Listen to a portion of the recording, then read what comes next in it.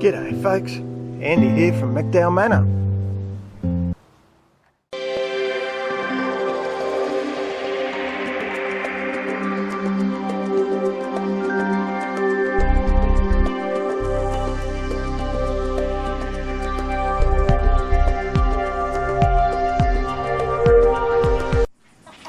Now you probably already gathered most of the infrastructure has been done here. Now you'll notice that my overflow didn't cut in, which has actually triggered me to a different problem, which is the reason I'm out here to show you, because it's a huge issue.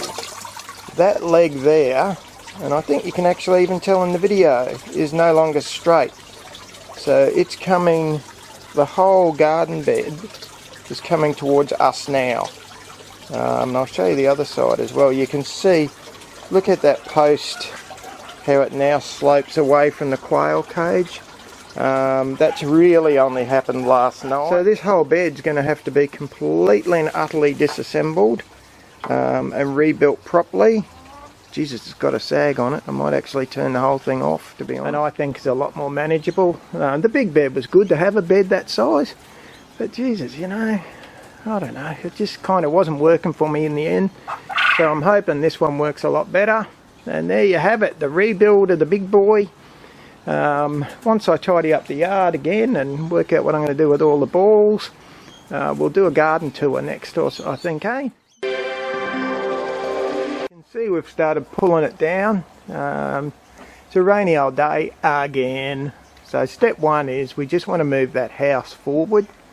Which will be no mean feat, so we're not looking at replacing the wire or fixing any of that up. Just want to get that house full on this, and you can see we've just jerry-rigged things up to hold the chooks in. That, I'll see if I can get to a spot where you can see it. That post, the one that the blue one is screwed to, has cracked the concrete. Yeah, you should be able to see that, and it's rotted way off. You should be able to see that it's rotted at the concrete as well. So that's going to have to come out of there, and we'll put a new one in. We've gone from a grand plan that goes pretty much most of the way around where the girls are, to a reduced plan where we just try to rat-proof the immediate house and where the food is kept. And then the rest just stays open with an open roof for the girls to use as they want to, sort of like a free range area. That front corner post's out. It's actually, this is the second time I've put this post in. That pile over there is the concrete that for some reason just didn't set. I don't know what the hell happened there, but so I put one in on that corner that had to be replaced. Then I figured I wasn't going to use posts, that structural blue pine anymore for posts, because it obviously rots. So I put another fence post there, the structural pine behind the chook there. That one's in actually pretty good. So I didn't bother to take that out, and then I put a fence post in the corner. They're all cut off roughly the same height. Done. Well, in fact, I'm going to call this done. It's not how I thought it was going to be when I started, but that's okay. That's okay. It did move forward like I wanted, so it's off the rock wall. I can actually get up on top of that rock wall now, which is an added bonus. Mostly it's wire, you can see. I haven't been obsessive about it this time, so it doesn't go all the way up the top. Remember, it doesn't need to keep the rats out. I've used lattice up there because it was easy. But yeah, I think that'll do the job. So those posts are obviously a lot heavier gauge. I'm hoping they'll be okay. They should last a hell of a lot longer. I decided that I needed to move the banana patch. I'm going to move it out the front, tucked away neatly so that Ozzy doesn't get angry. I've got permission. You can see I'm going to dig that entire root mass out.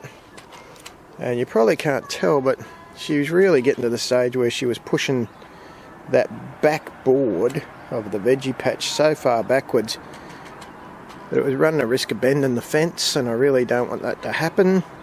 Or worse yet, to start and affect the integrity of the rock wall that's under that bed.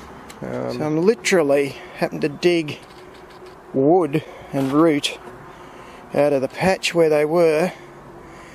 I've got the bulk, that little one's going to be relocated, and that big bloke beside it, I'm still digging out.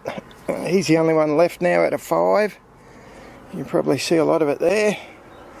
Bloody hell, you can hear me puffing, I guess. So the bananas are now gone, skis, out of the garden. I'll be able to screw that end back together.